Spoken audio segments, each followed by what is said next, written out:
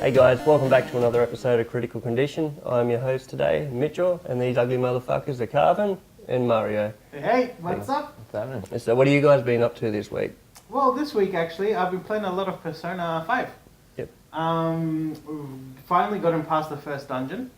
Very exciting. It took me about 11 hours, level 10. Must say one of the most interesting stories in a JRPG in that vein. So not the Final Fantasy 15 vein of epic proportions, but contained within a high school. Emotions and trying to get past emotions and characters and whatnot. Very interesting, and I can't wait to continue. Yeah. So that's been my week so far. What about you, Coven? Well, I had a bit of time off. Well, not a bit of time off, but I had a couple of days where I didn't go in the office. And I actually started watching a show called 13 Reasons Why. It's pretty big. I spoke to you about this a bit earlier. Yeah. It's been pretty popular recently, so I thought I'd check it out and see how it was. I found it really interesting. It's on Netflix. Mm-hmm. Obviously, I'm a mental health practitioner, so for me, it was just fascinating. So for all you guys that don't know, it's basically a girl who commits suicide, and she leaves tapes as to the reasons why she committed suicide. She's a high school girl, and I just found it fascinating. I think it's something that's opened up the discussion about mental health. Even people who don't agree, think, she's just going through normal high school shit. Yeah. Why does she commit suicide? Everyone goes through it. Blah blah blah. Even those people, at least they would say that to someone, and the other person can educate them a bit more that everyone's struggle is their own struggle. Because as I was saying to you, people see it as black and white. Mental health isn't black and white. Not at all. Yeah. Not at all. And minimizing someone's pain, what they're going through, and comparing it to someone else's is a very common thing we do in society. And it can actually be more damaging to the person that's going through that shit. It can. You make them feel smaller and smaller as soon as you say that you minimize or marginalize what they're going through. And I think that's a great thing about that show. It does open up a lot of conversations in society, and it's a shame that you need a pop culture show for that to happen. Yeah, exactly. But sometimes that's just the way it is. And so I checked that out, which I found really cool. Yeah. What about you, Mitch? So I've been doing a bit more on my script and stuff like that. So I'm actually going through and doing the shot list now, trying to get that all sorted out. So eventually, when I get some funds for the movie, I'll be able to just shoot it, and it's all shot out pretty much even before it's even been made, so then everybody knows exactly what my vision is for it, and then they can put their own input into it as well, and go from there.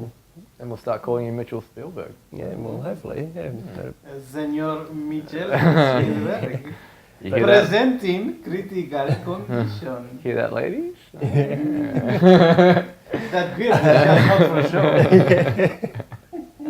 What's that, right? Well, wait, what? That's what I've been up to this week. But so Mario, what have you got for us in gaming? Damn, do I have an awesome game that I kind of crapped on about 2 episodes ago. Crapped on in a good sense. I was comparing it to Mass Effect Andromeda. That I said that Zelda Breath of the Wild had a few technical issues, and I still stand by that. It does have technical issues. But I was clearly mistaken when I said that it compared to Mass Effect. Mass Effect is a brilliant game, engaging story, amazing characters, animations, again, iffy. They have fixed it. They have fixed it with a patch that came out about 2 weeks ago now. Yeah. But Breath of the Wild is an entire beast of its own. It is a game that doesn't hold your hand to show you where. That's my dream. I missed your hand. Doesn't hold your hand to show you where you need to go. It will rely on your intelligence, and I mean. No shit, you're fucked then. Wow. Jesus. He's what a friend. Yeah, what a great friend. What do we even do him on? I don't even know. I don't know. This is my second week in a row. We're slowly phasing him out. I know. Slowly I'm so pain in the camera. So anyhow, Quick note, he actually had a dream that he killed both of us. I did. I hope you guys know we're joking, but we're also a little bit worried about him. Like, It was a good dream. I'm sure you enjoyed that one. It was the oddest dream I've had in a long time. And it was personal because he ended up stabbing us. Yeah, it's not like even it- shooting, just straight. Yeah. Straight to stab. It's because they tried to push me out. So, motherfuckers, you better not push me out. So anyway, going back to Zelda. Zelda Breath of the Wild, unfortunately, I think, I'll cheat with you guys. Unfortunately, I think it's stuck in a system that currently isn't that popular, which is the Nintendo Switch and the Nintendo Wii U, which we know. How has the Switch gone? Switch Do you know- is breaking records from the Nintendo Entertainment System days. Right. So let's be clear about one thing. No system will be as popular as the Nintendo Wii. That is nearly impossible to do. Even PlayStation 4 with its track record of nearly now, I believe, 50 million. I think it's over 50 million. Okay. Yeah. It's still not going to reach what the Nintendo Wii did because, as we discussed in previous episodes, the Nintendo Wii had grandparents and parents buying a Wii to play tennis. Yeah. That's something that I don't believe is going to be surpassed. But the Switch is doing quite healthy for a Nintendo system. In fact, ever since, this is sad, ever since the Nintendo Entertainment System, the Nintendo has been losing sales year on year on year. So when everybody goes, the golden age of Nintendo was the Super Nintendo or the Nintendo 64, they clearly do not know much about video games or sales or marketing or life. Or life. Life. Just shut up. Just shut up. Right to the 0 to 60. 0 to 60. 0 to 60. Yeah. Yeah, Not quite sorry. 100. Just. Sorry, video games are a passion. But look, Switch is doing remarkably well, especially in the US. I mean, it's not available anywhere. Yeah. It keeps getting sold out, which is an excellent sign in the US market. But the problem is, when do you make it readily available? Like it's nearly been 3 months, and it's been you can't find it. Like, get your production going, guys. Like, people want it now, and in today's society, we know one day you're in, one day you're out. You don't have the luxury of time. Yep. Especially with so many competitors around. Yeah. That's right. That's right. I mean, with the Xbox Scorpio around the corner, like, come on, Switch, you got to do something. Yeah, with the Scorpio though, they keep on pushing that back. Every time because they're going to release it as a standalone. Well, it was going to be an upgrade, and then they pushed it back once they saw PS4 Pro how it went, and now they're doing it as a standalone console. And then that was supposed to be near the end of this year, I believe, that it was supposed to come out. It's still being released at the end of this year. It's still an incremental increase. Incremental increase. It's still just a slight increase on the Xbox One. There is data on Eurogamer about it. But I heard that they were looking at pushing it back until the start of next year, because there's still like issues that they're trying to fix with it. Oh, okay. So I don't know. I might hear about that. I don't know whether that's I true don't know, or but I not. thought it was going to be the end of this year as well. Okay. Yeah, it was like 4 or 5 days ago that it Okay. was Alright. something on that. So, Alright, well, that might be the case. But, regardless of that fact, going back to your question about the Nintendo Switch, it's doing quite well. But the Wii U failed drastically. No more games are being released for it. It's a dead console. It had amazing little communities embedded into them with the Nintendo Miiverse. That was actually one of the nicest features of any next-gen generation consoles. But these things happen, consoles come and go, and they it had the games, it just didn't have the people, didn't have the third party. So you know what can you do? Yeah, exactly. So enough about Nintendo. Going back to Zelda. Zelda, I want to ask you guys a question. We're all gamers here. We're all played video games for a very long time. What is your experience with Zelda? Have you finished a Zelda? I haven't finished a Zelda. I've played them. I kind of lost interest about halfway through most of the times that I've played Zelda. Which one's probably the most memorable one that you can remember? You don't have to remember the name. Just what did it kind of look like? It was kind of 64-bit. 64-bit. So Ocarina of Time. I can't. Did even you have a remember. Nintendo 64? Where are the rebel leaders? I'm like, he's really bad. I was only fucking 14. Yeah, I was young too. So I was gonna say, so my experience with Zelda was when I was pretty young. So I would have been like 10 or 11. You are much older than me. But much more disgusting. Where's that thing that you made with the fucking finger stick in it? I just need that for a second. I need that for a second. Wherever you put that. A kid. Yeah, I was quite young when I played it, so that was my only experience. So I mean, I didn't complete a Zelda, but I kind of played it. I didn't actually own one. I remember one of my neighbours had it, so I just whenever you were one of those scabby fuckers. I was like, this is one of your recurring themes. This is it's like, oh, he's got that game. My neighbour had Zelda. But so I'd go over and play with Zelda and stuff like that. But yeah, nothing like finishing the game. Okay. It never really engaged me that much. It was kind of like, yeah, it was alright, but not Well, something at the same time, I remember for me, I was 10 or 11. So, I mean, a game engaging you wasn't really Well, what a game engages you now, you know? Well, I saw Mario playing Zelda the other day, and I was like, this is fucking boring. Yeah, but that was Twilight Princess though, not to be confused with Breath of the Wild. Yeah, no, I'm just saying that's kind of my... Both of you do have quite different tastes in video games. We do. We do, but at the same time, we've got tastes that are very similar as well, like Well, I guess Destiny, Mass Effect. Yeah. I guess I go for the more... Oh man, I don't want to go into deep philosophy of games, but I tend to enjoy a game that presents a story that is not straightforward. I'm not saying that you're simple-minded by any stretch of the imagination, as it sounds. I'm not saying that.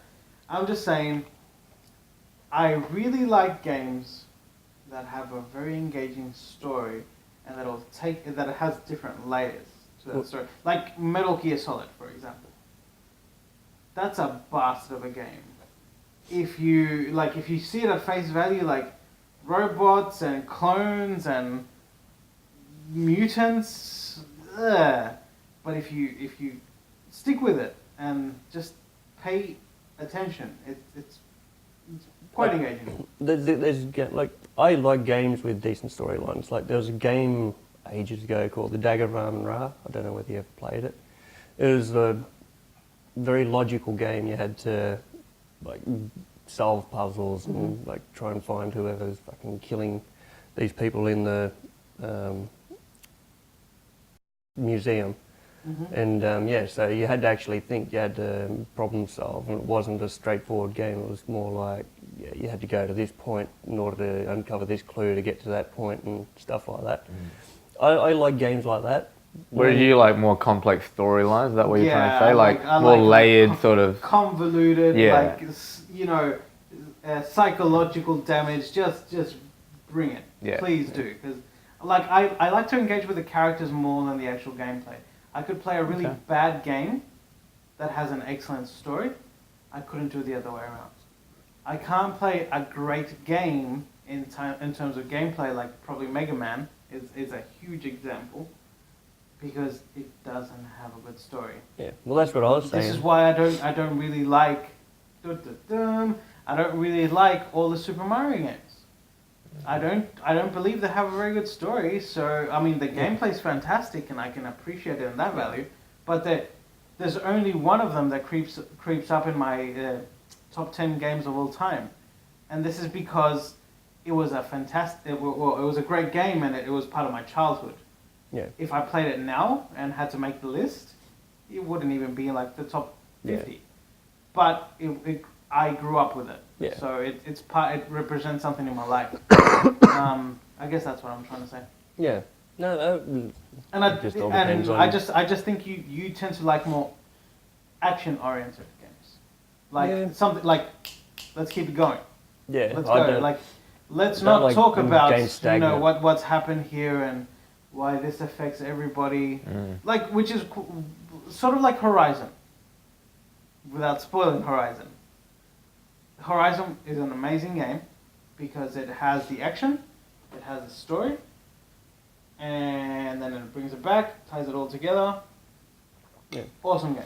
Well, it depends as well because I like Age of Empires and Total War. Total War because they go in a lot of depth, and, like there's a lot of historical depth and shit like that as well. For strategy games, yes. Yeah. That's I kind of like that. I like the historical side of it and going through and doing Yeah, so that campaign. I think stuff. basically, like, from what I've got out of the conversation, it's more like you like games that make you think about like strategy or like how did that happen or you know like the clues that happen. And Mario's more like where did that the complex layers of a story and things would surprise you. Go where it's a mind fuck for someone, for lack of a better term. Yeah. And you really like that. Both fantastic types of games, I guess, Yeah. but each of their own. Indeed. Yeah, so Witcher 3, right? No. Oh, God, I could go. Oh. I will go into a What was lot. that game that we were playing the other day though? Inside. Yeah, that was a play. pretty good game. That was good. Yeah. Yeah, so anyway, what's that, like 15, 20 minutes about? Yeah. Hey, But that's alright, fine. doesn't matter. So, Zelda, I think, I've never, and the reason why I asked you guys that question was, I've never really been engaged by any Zelda in any stretch of the imagination, ever. I have played Link of the Past, I have you played... like us then? Yeah, I have played Link to the Past, I think it's called, in the SNES, and I'm sure everybody will, well, the people that watch will probably kill me because I got the name wrong. Then I played Ocarina of Time about 2 hours, and I went, okay. I played Skyward Sword, which is arguably, among the Zelda fanatics, a really bad game. It was pretty bad. I know, it's just terrible. Like, what I'm trying to say is, Zelda has never really appealed to me. I've tried. God knows I've given it a try. I have all the DS games, the Wii games. I just went, oh God, I don't get it. And then when Breath of the Wild came and everybody had the Switch, I was like, do I spend $500 to give it another go? And I'm glad I didn't, not because it's not worth it, just because of the technical difficulties that the Switch is having currently. But I bought it for the Wii U. Yeah. And I've played it for 10 hours, which is more than I've played any Zelda game. Maybe all of them combined. And I am having a great time. Yeah. Just the way the physics works. Like, for example, just to give you a quick example. You get to this point in the story that this old dude, this is like, for anybody that plays it, it's not a spoiler. This old dude says to you, alright, I'll give you something if you can clear this shrine, and that shrine. Shrines are like mini dungeons, yeah? You have to observe them with your map and tag them. This is what, going back to, they're not holding your hand. You have to, like, physically, press a button, look at it, go, alright, there it is. You have to find it. Then you have to make your way towards them. And it's not like climbing a set of stairs or, like, there's enemies, there is weather that affects them, affects your journey. I got to the last shrine that I needed to go to, and I, for 2 hours, like a complete moron, kept going up a mountain, trying to jump my way through the mountains to get to the shrine. I kept dying because I was freezing to death. Now, I had read in reviews and previews and whatnot that you need better clothes. I have no idea how to get these clothes. I'm getting really pissed off. I'm like, how the fuck do I get these damn clothes? Why am I so stupid? And I'm hitting my head up against the wall. Constantly. See, I still maintain my previous statement that you were fucked. Anyhow, shut up. So anyhow, I approach this shrine from a different angle or from a different mountain face. And I see this camp of goblins, for the lack of a better term. And I kill them all, as you do. And then this plant has peppers. Like what? Peppers, like chili pepper in America. American They're plant. like chili. Plant. Oh, they're like a plant. What the fuck is a plant? A plant.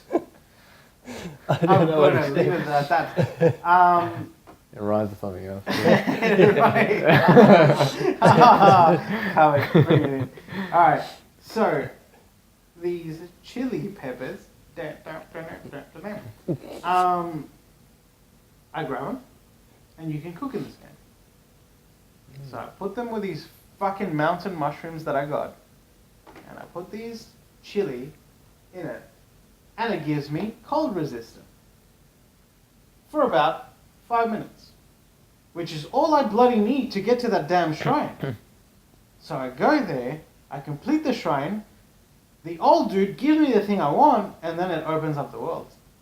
But there's no tutorial, there's nothing telling you, hey, you need to like cook this thing to get up there. And that's what I really liked. Yeah. I was like, shit, finally, a game that challenges my intelligence. Now, I've been dumbed down by all these stupid games that just show you where you need to go. I'm like, okay, this is amazing. And you get all these other powers like magnetism and polarization, and even like you get to freeze time on certain items. It is a giant puzzle game, unlike The Witness, which is a line puzzle game that is trash. I'm sorry, The Witness, but it is trash. Because all it is line puzzles. It's so stupid. Ah. I've never played it, but I'm not going to now. I'm glad you haven't. But it's just these engaging puzzles everywhere, and it's always constantly challenge you to just play smarter. And this is the first time I've ever been able to say to somebody, you should play Zelda. Zelda is that fucking good. Oh. And you guys know I don't swear. I try not to swear that often. Yeah. But it's You're like that the good. opposite of Mitchell, basically. Yeah. Yeah. With this beep, beep, beep, beep. Yeah. Just a constant beat. I don't give a fuck. Okay, another one. But seriously, guys. Talk to the guys. You're like, Oh god, you have to play this. Like, I don't know how you'll play it, because God knows I don't see. well, I have a friend. So you're set. I'm set. Generally, how I play No, games. but seriously, guys, I reckon you should play Zelda, because it's the first Zelda ever that I've actually gone, shit, this is pretty good. And that comes down to Mario's, like for games, I guess, the ones that really challenge him mentally and really don't just show you the path. You really, it's funny because I was talking to someone about this the other day, and it was about games that you keep trying and you keep failing, and after a while you're just like, you know what, it's not engaging me anymore, because I just can't. At the end of the game, a game, in my opinion, you need a game that's going to let you play the game. Yeah. Like not keep failing at one point of the game. It depends. If that point that you're failing at is mechanical issue, then you're gonna not fucking do it. But if it's because you're not doing it a certain way that will be beneficial to you, then I'm kind of like, okay, yeah. And I get that, but also, I mean, it still is frustrating. But to your point, if it's a thing like finding that campsite with the peppers or the chili and stuff and having to make this, I find that very cool. Yeah. I think that's like, and I think that's what you're trying to say as well. I find that very cool. So as much as it's frustrating where you can't, you spend so many hours trying to get to it, when you actually figure it out, then you got to think the next step is like any other part of the game. You got to think outside the box. Yeah. And I think that's really cool. Yeah, That is really and that's cool. what I like about it. Yeah. That it's not a cookie cutter RPG. Yeah. That you're going to this dungeon, you get the slingshot that can hit this target. Yeah. You get you hit the target, you get the shield. You get the shield, you block the spider. Or you block the plant that's throwing the seeds at you. That with that you aim it over here, you kill the plant, you get the fireball. It's not like that. This is like unlike any Zelda that has ever been. Yeah. And that's why I'm like, holy crap, I get it. I know why people like in the industry of gaming are raving about it. Because it's like, oh my god, everything's been freed. Yeah. Like you're not stuck to these conventions that every single game, as much as I loved Horizon, it's the same thing. You know what? Fire, ice, bolts, like it's no. This makes no sense in the gaming world, but absolute sense in the physics world. Yeah. And I was like, yes. Dude, okay, to give you an example, there was this camp of goblins. I'm calling them goblins because I don't want to call them what the hell they're called because it's dumb. And there was this camp of goblins inside the skull, right? And I'm like, I can't kill them all because your weapons break, by the way. Just what are they called? Not hobgoblins, they're gobbler kings. Gobbler kings, yeah. Not knob goblins. Knob goblins. Yeah. Well, not munchers like you. So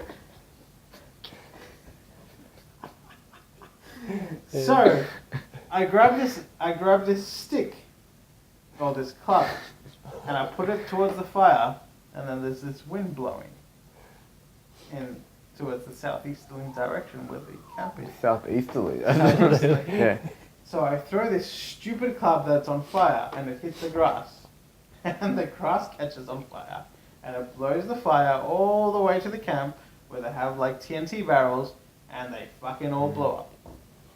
And I was like, sweet, didn't have to kill a single one, but all the items went done. And that's what's cool. That is cool. Yeah. Didn't even have to engage it. Yeah. Yeah. But you still had to think outside the box for all that to occur. Yeah, I was Otherwise, like, oh. yeah. Because the first time that I grabbed the club and I went towards the wind, I burned myself to death. Yeah. And I was like, what? Okay, maybe if I throw it over here, they'll burn to death. That kind of reminds me of the scene from Ender's Game. Have you seen Ender's Game? Yes. Where he's playing that game, Yeah. so he's got to go out and do things differently. Yeah. Which is, I like that part of the movie because I like when you get games like that. I guess it relates to movies as well. Like, so it's like you got the movies where, yes, it's funny and it keeps you engaged, but you know where the story is going, right? Or you get the movies that it doesn't keep you as engaged, but you have no idea where the story is going. So you got to keep watching because you just so many things are coming. You got to figure it out. It's like an intellectual sort of movie. It's very relatable with games and movies as well. So that is cool. Like your passion for it, clear passion for it. It really makes me want to actually play it. So I will be over here later on to play it. But when this better than anyone, when Mario speaks about a game and he's really quite into it, you know that it's really kind of struck him. Yeah. Which really makes me want to. Because he gets too angry. Well, he's too angry. Yeah. But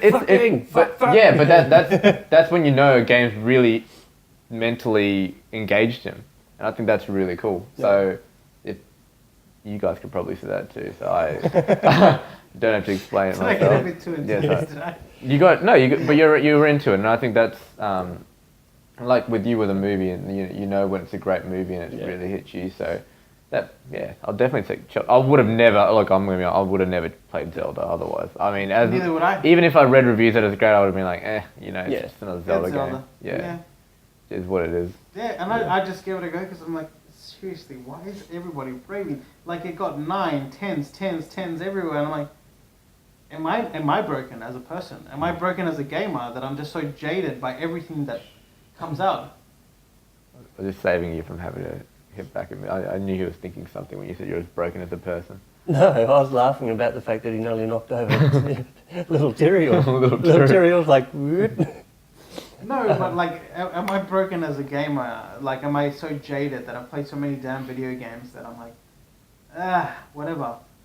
And no, I'm glad I'm not, because I'm like, shit, when something genuinely this good comes along, I want to be part of that conversation. Yeah. And this is why I highly recommend you play Zelda. Even if it is for 10 hours that I've done. God knows I'll play more, but right now Persona 5 has got me by the balls. But so good. Just storytelling is so good. But yeah. Yeah, so it's out now, isn't it? Yeah, Zelda's out Zelda now. Breath of the Wild, Persona 5, Neo, god damn it, everything's out. Excellent year for gamers, and after E3, which is we have a few things about E3 that I need to discuss with you. Yeah. Well, we'll do it after the show You too. tonight. Yeah. Can't No, wait. we're playing FIFA. Well, we'll play FIFA as we discuss. Yeah. But yeah. But we're all wearing suits. I think that's it. That's it for this week.